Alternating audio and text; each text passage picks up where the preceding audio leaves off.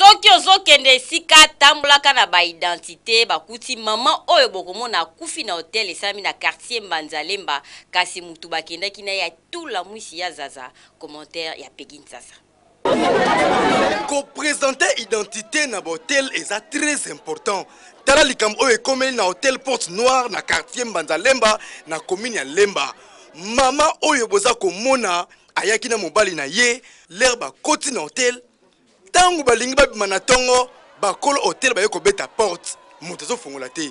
Tangu baye kofongola porte batala boye mama oyo esi akufaki kala moto bayaki na ye esi akimaki na ye atiki kaka lipapa na ye na sous-vêtement.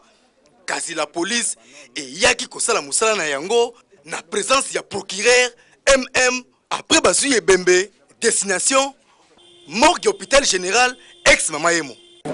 Enquête est allée en cours. Donc nous sommes informés ce matin, maman moko babomie na hôtel au Porte Noire. Azali na Rigini commissariat Rigini et pas na biso na quartier Mbanzalemba hôtel Porte Noire. C'est pourquoi toyei procureur azawana a ordonné tout ça lever du corps et puis ba enquête aux ala poursuivi.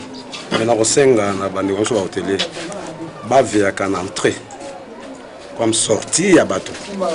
Donc mutu akotaki na airboy et puis alors ça suffit ya bimi donc vous allez malin mingi wana ko aider sur la police on a pour ba ko identifier bateau. Ce que hôtel nous tout mo mon événement oyo baza idée baza sécurité za makasi kokota na ko bima ba yebaka moi ça mara mo ba na hôtel ba mi bali ndenge yibana baza maili Tala oyo ekomeli mamoyo ete ya bino ba réceptionniste ya hôtel nyonso. Bosenga kaba identité avant mutu akota na chambre. Bino pe population botambola kana ba identité. Poli kambutango yaka. Et le bagater botela bino moko état hôtel ango. Malgré état na yango hôtel o ezali grand hôtel na bango bakoto yo. Été ya bino. Kokamwa et salami bongo na commune ya Lemba pardon botambola kana ba pièce d'identité kasi ndeko pe bozali komona sikoyo azali na problème na nzoto na